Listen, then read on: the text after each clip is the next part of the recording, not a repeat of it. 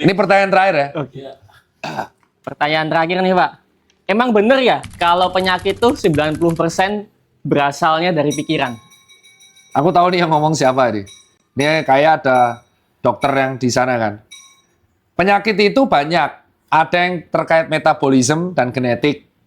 Ada yang terkait infeksi, mikroorganisme. Ada yang terkait idiopatik kayak cancer.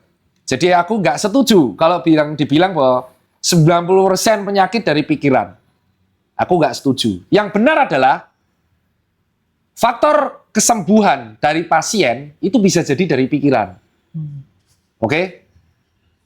Tugas dokter itu membuat pasien tidak menjadi lebih parah. Ya. Yang membuat pasien sembuh itu adalah dirinya sendiri. Yaitu sistem imunitasnya. Dokter tuh hanya membantu sesuai dengan apa yang dia pelajari supaya tubuh itu bisa beregenerasi. Contoh, patah tulang, tulangnya dibenerin. Tapi yang membuat tulang itu nyambung apakah dokter? Tidak. Ada osteoblas dan osteoklas yang membuat tulang itu nyambung. Ya, jantung. Apakah jantung ada gangguan? Terus dokter jantung langsung benerin? Tidak. Dia hanya memberikan obat-obatan dan mengatur gaya hidup supaya jantungnya bisa normal. Diabetes mellitus. Dokter penyakit dalam akan mengontrol gulanya supaya dia tidak jatuh ke dalam keadaan hiperglikemi yang sangat parah. Ya, itu yang sebenarnya teman-teman harus tahu. Tugas dokter itu membuat orang tidak semakin parah dan mengontrol pasien yang datang supaya dia bisa terbantu kesembuhannya.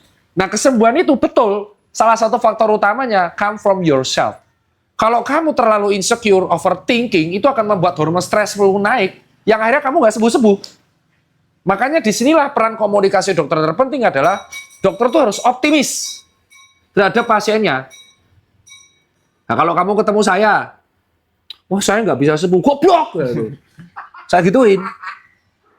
Dokter itu, even dengan kemungkinan 1% sembuh, itu akan optimis. Karena yang membuat PD pasien sembuh itu adalah dokternya. Kalau pasiennya sudah pesimis, di circle yang toksik, itu penyakitnya nggak akan sembuh-sembuh. Gitu loh. Makanya saya kurang setuju kalau dibilang 90% penyakit adalah dari pikiran. Penyakit itu bisa datang dari mana saja.